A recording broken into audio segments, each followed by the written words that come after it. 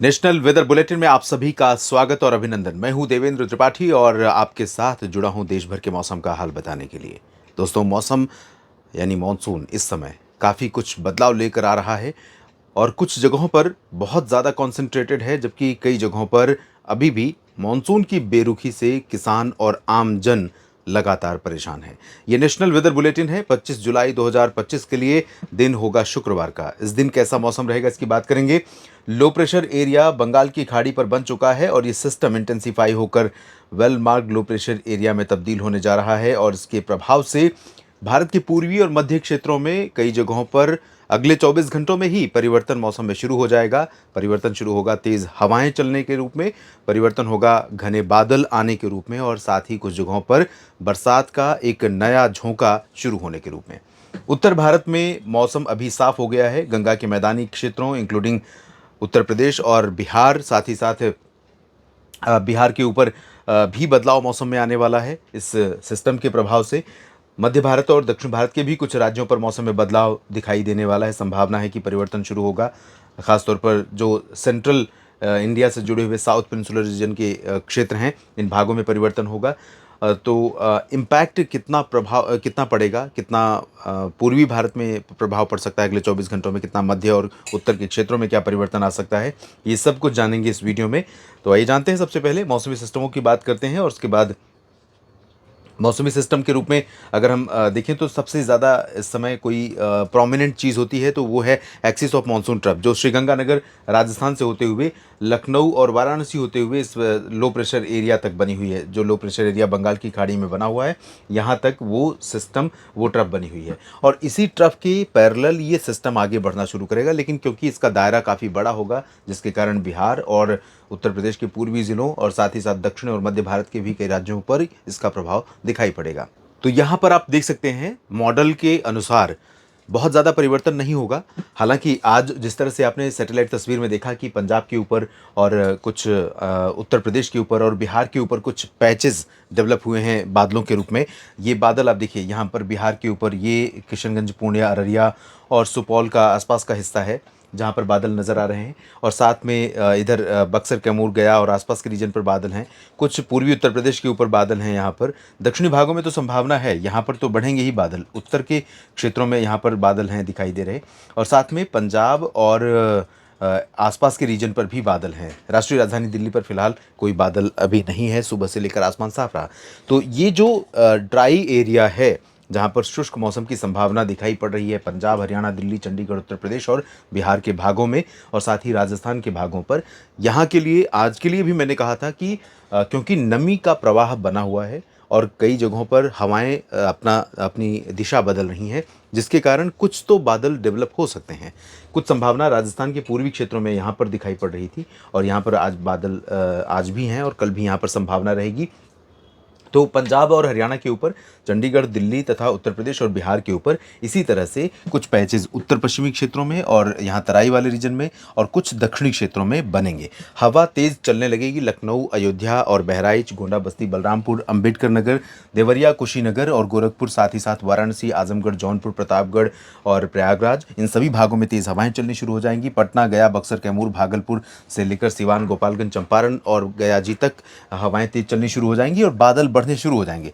बिहार में पूर्वी और दक्षिण क्षेत्रों में कई जगहों पर, यहाँ पर किशनगंज, पूर्णिया, अररिया से लेकर भागलपुर, नवादा, लखीसराय, शेखपुरा, नालंदा और पटना, वैशाली, गयाजी, बक्सर, कैमूर तक, इन सभी क्षेत्रों में बरसात के आसार रहेंगे।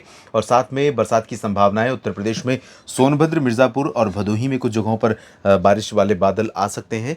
तेज़ हवाओं के साथ, थोड़ी सी बहती हुई हवा के साथ जो बादल बहते हैं, आगे बढ़ते हैं, उनसे थोड़ी बहुत बौछारें गिर सकती हैं। वाराणसी में संभावनाएं बन सकती हैं। प्रयागराज और अयोध्या तथा लखनऊ के बीच में इधर फतेहपुर, कौशाम्बी और हमीरपुर, महोबा, झांसी, जालौन, उरई, ललितपुर और आसपास के भागों में, इधर उत्तर प्रदेश के पश्चिमी क्षेत्रों में जिसमें आगरा और अलीगढ़, मथुरा, साथ में ऊपर की तरफ मेरठ, मुरादाबाद, बरेली, शाहजहांपुर, यहाँ पर कहीं कहीं पर कुछ पैच बन सकते हैं, जिनसे पासिंग शावर या लाइट रेन देखने को मिल सकती है।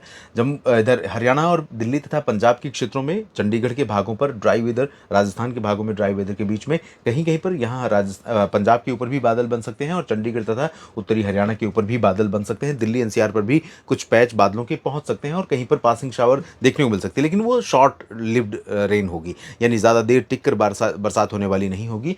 मुख्यतः पंजाब से बिहार तक ज़्यादातर ज़िलों में और राजस्थान में भी ज़्यादातर ज़िलों में मौसम बेहद गर्म और उमस भरा रहेगा, परेशान करने वाला रहेगा। उत्तराखंड और हिमाचल की कई ज़िलों में बरसात के आसार हैं। हिमाचल में पूर्वी क्षेत्रों में, उत्तराखंड के अधिकांश भागों पर बादल बनेंगे।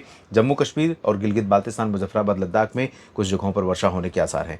पश्चिमी राजस्थान के भागों में ड्राई वेदर के बीच में हॉट वेदर भी रहेगा, क्योंकि टेम्परेचर बढ़ रहा है, 39-40 डिग्री कई जगहों पर पहुंच सकता है। हालांकि बादल श्रीगंगानगर, हनुमानगढ़ पर बन सकते हैं, और ये जो पैच बनेगा यहाँ पर वो हो सकता है नीचे की तरफ मूव करे और बीकानेर, चूरू तथा आसपास के रीजन में कहीं कहीं पर कुछ हल्की बौछारें देखने को मिल जाए।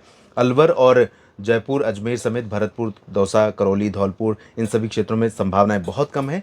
जालौर, जोधपुर, जैसलमेर, बाड़मेर और उदयपुर में भी बारिश की संभावना बहुत कम है।